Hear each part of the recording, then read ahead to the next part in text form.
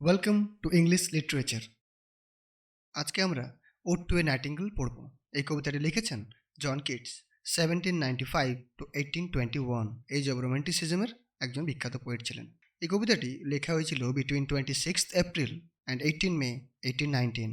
Ode to a nightingale যখন লেখা হয় তখন কিটসের বয়স শুধুমাত্র 23 বছর। এই কবিতাটি পাবলিশ করা হয়েছিল জুলাই 1819-এ।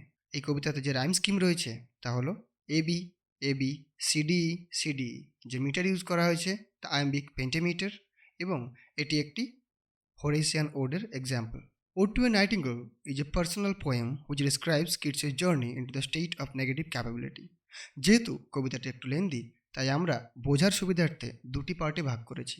চলুন আজকে পার্ট 1 দেখে নেওয়া যাক বা পড়ে নেওয়া যাক। My heart aches, আমার হৃদয়ে যন্ত্রণা করছে, and a drowsy numbness pains my sense. আমার সমস্ত অনুভূতিগুলি প্রচণ্ড যন্ত্রণায় অসাড় হয়ে গেছে বা অবশ হয়ে গেছে। As though of hemlock I had drunk, যেন আমি হেমলক পান করেছি। Hemlock is a plant or ancient plant, যেটার সেবনে মানুষ নেশাগ্রস্ত হয়ে পড়ে। এই কবিতায় অনেকগুলি রেফারেন্স রয়েছে গ্রিক মিথোলজির, আমরা এরপরে দেখব।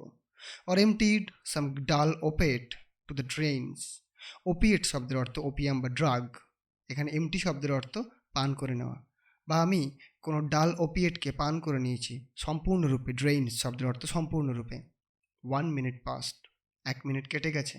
And lead boards had sunk, আমি যেন লিডদের নদীতে ডুবে গেছি বা লিদের জলে ডুবে গেছি। Lethe is a reference to Greek mythology.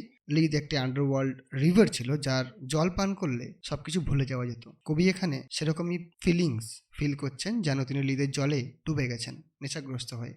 It's not through envy of thy happy lot, envy শব্দের অর্থ জেলাস।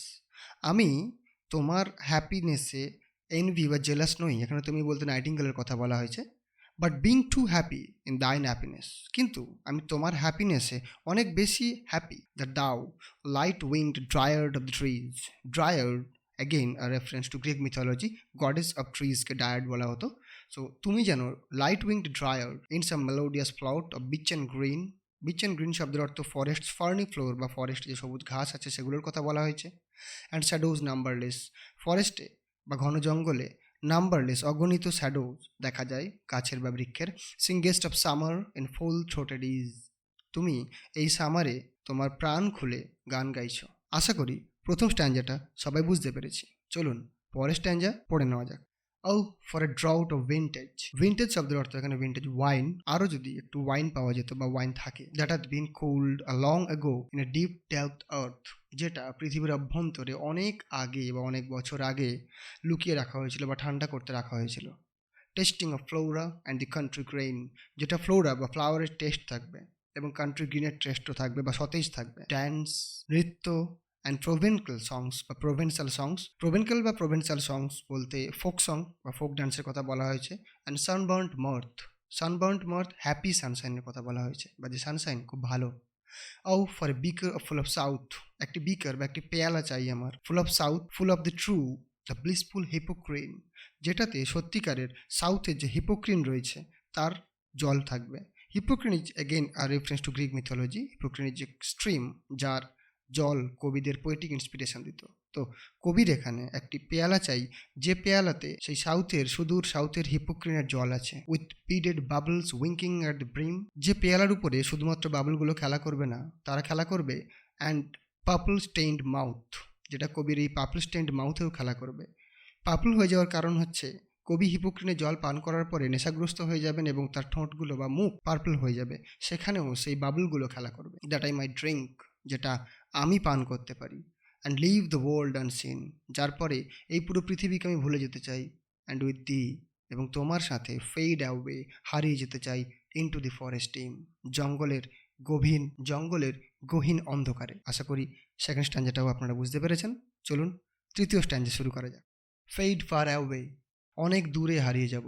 ডিসলভ, মিশে যাব। And quite forget what thou among the leaves has never known, যেখানে তুমি বা আমি আমাদের কাউকেই এই লিভসগুলো বা এই ঝরে যাওয়া পাতাগুলো মনে রাখবে না। দ্য উইয়ারিনেস, কষ্ট, the fever and the fret, যন্ত্রণা, অসুখ।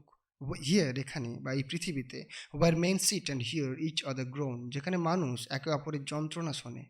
where palsy shakes a few sad last grey hairs, যেখানে প্যালসি বলতে দুরারোগ্য ব্যাধির কথা বলা হয়েছে।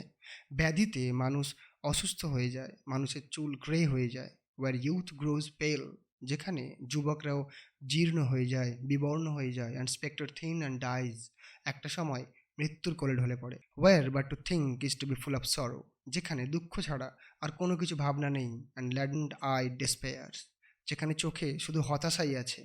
where beauty cannot keep her lustrous eyes, যেখানে সৌন্দর্যতাও তার দৃষ্টি ফেলতে পারে না। or new love pine at them beyond tomorrow, যেখানে নতুন লাভ বা নতুন ভালোবাসারও কোনো মূল্য নেই। এই পৃথিবীর সমস্ত কিছু থেকে আমি তোমার সাথে পালিয়ে যেতে চাই। আশা করি এই স্ট্যান্জাটিও বুঝতে পেরেছেন। চলুন পরের স্ট্যান্জা শুরু করা যাক। অ্যাওয়ে অ্যাওয়ে, দূরে দূরে, for I will fly to thee, আমি তোমার সাথে উড়ে যাব। Not charioted by Bacchus and his pards, Bacchus is again a reference to Greek mythology. Bacchus was the god of wine. আমি বাকাসের চ্যারিওটে যাব না, বা তার বার্ডস বা তার গার্ডেদের সাথেও যাব না, but on the viewless wings of poesy. Poesy শব্দের অর্থ এখানে পোয়েট্রি। পোয়েট্রি বা কবিতার অদৃশ্য পাখনায় আমি তোমার সাথে উড়ে যাব। দো দি ডাল ব্রেইন পারপ্লেক্সেস অ্যান্ড রিটার্ডস, যদিও এই মুহূর্তে আমার ব্রেন নেশাগ্রস্ত হয়ে আছে। অলরেডি উইথ দি, তোমার সাথেই আছি আমি। টেন্ডার ইজ দ্য নাইট, রাত খুব নম্র। And haply the queen moon is on a throne, queen moon তার থ্রোনে রয়েছে, বা কুইন মুন বলতে চাঁদের কথা বলা হয়েছে, আর থ্রোন শব্দের অর্থ সিংহাসন। চাঁদ তার সিংহাসনে বিরাজমান। Clustered all around, clustered means ঘিরে থাকা। অল অ্যারাউন্ড চারিদিকে ঘিরে আছে। By all her starry fays, starry fays বলতে এখানে তার স্টার সঙ্গীদের কথা বলা হয়েছে, বা তারাদের মতো এসব সঙ্গীরা রয়েছে তাদের কথা বলা হয়েছে। But there is no light, এখানে কোনো আলো নেই, এখানে অন্ধকার। Save what from heaven is with the breezes blown, যেখানে স্বর্গ থেকেও যদি একটু হাওয়া আসে তাও এখানে পৌঁছয় না। থ্রু ভার্ডারাস গ্লুমস অ্যান্ড উইন্ডিং মজি ওয়েজ, যেখানে সূর্যের যে আলো সেটাও পৌঁছচ্ছে না এই পাতাদের মধ্যে, এই জঙ্গলে বা এই জায়গাতে। আজকে এই পর্যন্তই, দেখা হবে পরের পার্টে। Thank you.